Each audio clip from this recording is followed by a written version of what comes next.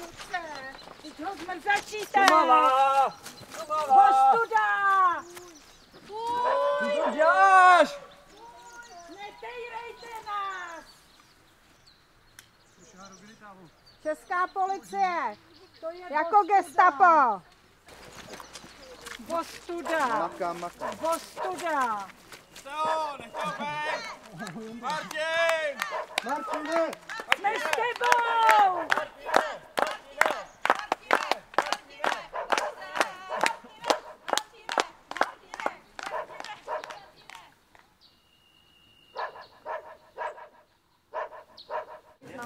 Tak vítejte na večerním kruhu šumavské blokády. Je nás tu zase jako kobylek, to je výborná zpráva.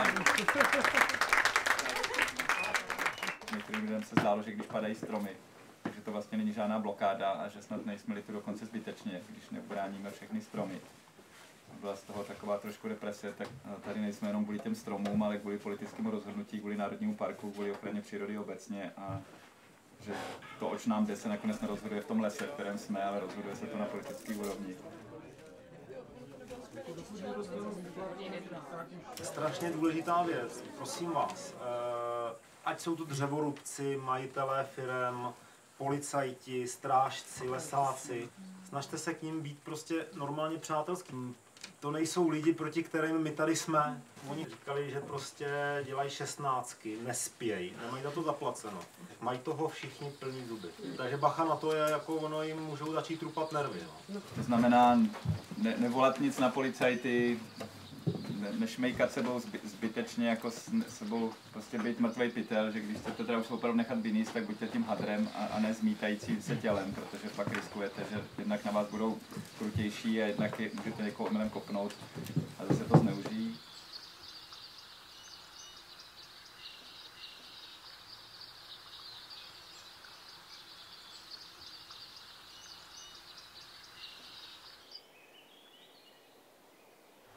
Živím 3 deti doma, dá sa povedať, stredná výška, takže potřebujeme peníze. A oni takto vás drží. Nám nikdo nic nezaplatí. My sem jedeme 100 kilometrů a nemůžeme dělat. Vysívám tam na stromě a oni nejsou schopni sundat. A oni si z lidí dělají srandu. Oni si dělají srandu z policajtů, provokujou jak nás, tak policisty. A ty tady všichni tady chodíme jak kašpaři. Tak si myslím, že takhle by to nemělo fungovat v tomhle státě. Minule se na nás tady vrhlo 100 aktivistů a museli jsme odsud odjet. Včera mi dokonce jako schovali dřevorubeckou lopatku, hledal jsem ji, takže zase mě zdrželi na celou hodinu. Jsi víc naštvaný alebo frustrovaný? Naštvaný. Zatím ještě naštvaný. Oni to nezastaví. Pakliže je nějaký orgán prostě státní správy rozhodne o tom, že tady to je neoprávněná ta těžba, v pořádku. Ale tady se furt bavíme dokola. Tady prostě je zákon na straně tečko tady parku.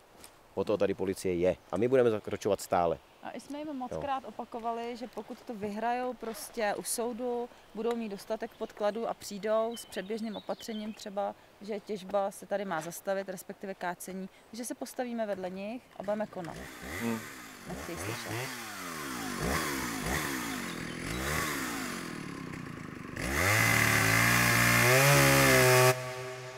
Strážcům i nám jde o přírodu, ale oni teda mají hlavně jiný pohled na to, co je příroda a jiný pohled na to, jak přírodu chránit. No, oni si myslí, že je třeba les pěstovat, zasahovat do něj, my si myslíme, že ne. No, oni se bojí o potom hospodářské lesy, které by mohly, dokonce se bojí o celé Česko, že by celé Česko mohlo být sežráno kůrovcem. Já se toho asi nebojím.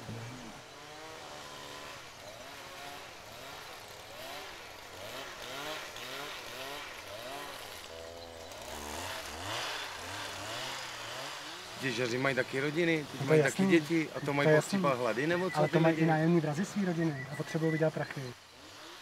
200 let vědci s odborníkama shodovali a pak jste přišli vy a najednou no, nejvíc se shodovali za Komoušu, toto byla schoda nejvíc se shodovali za Schwarzenberga, který to tady nechal podsázet, když mu lehla Šumava 1870, že jo. Jenomže to půlka lidí od vás neví.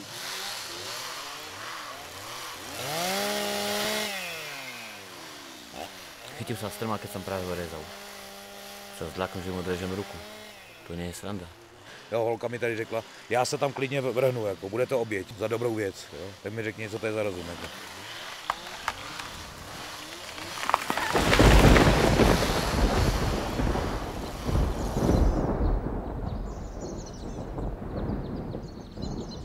Přetrhají pásky a řeknou, že tam žádný nebyli a běží vám pod strom. Holka taková 16-17 let mi běžela pod strom a pan, co by tomu říkali rodiče, kdyby tě ten strom zabil. Smála se. Dobrý den, Policie České republiky. Vzhledem k tomu, že se nacházíte v prostoru, kde probíhá těžba, nebo ne těžba, třeba kácení stromů, dopouštíte se přestupku, tak jsem nucen vás požádat, abyste mi předložili vaše občanské průkazy. Proběhne kontrola totožnosti.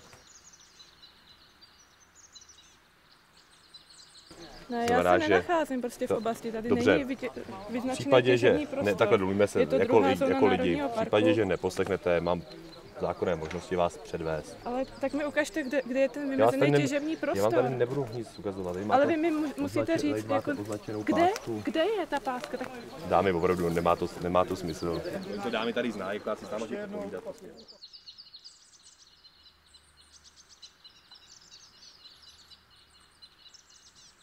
Si dáte srandu ze mě, ne?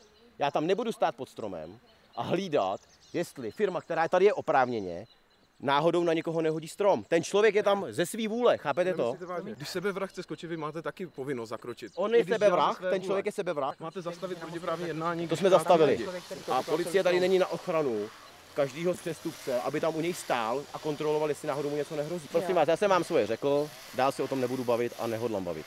Hlavně nemyslet a vykonávat rozkazy! Ano, rozkazy a mlčet. No, vy pořádně křičte, tak se slyšet v televizi.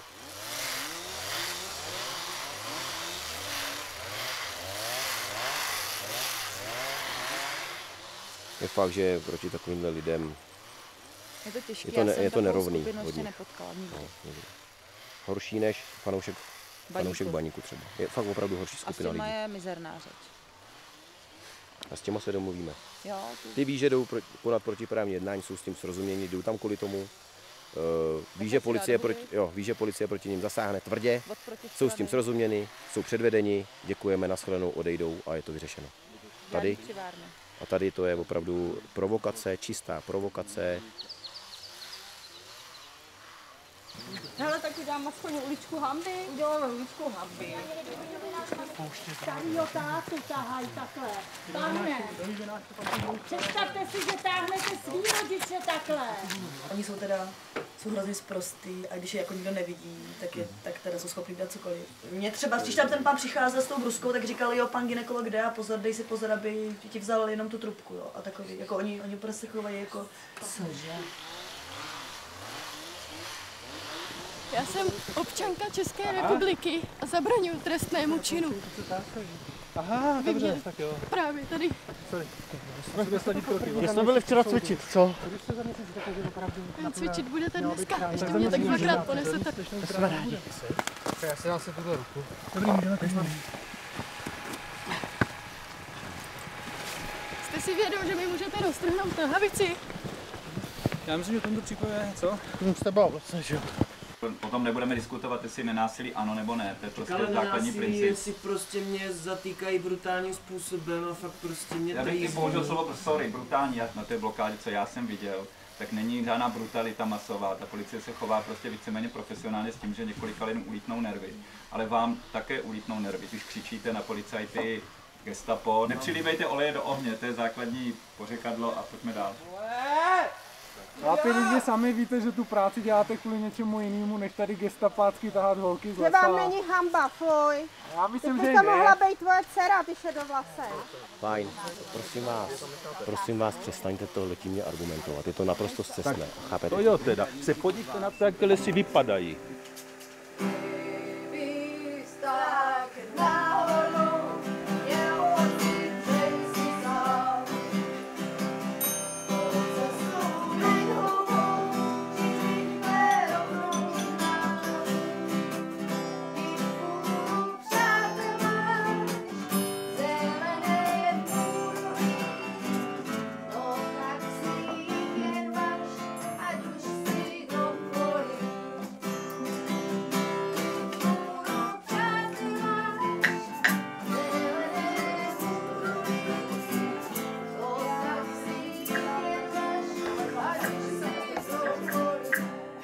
kácení stromů napadených kůrovcem v oblasti Ptačího potoka na Šumavě začala prověřovat Česká inspekce životního prostředí s podezřením, že bylo protizákonné.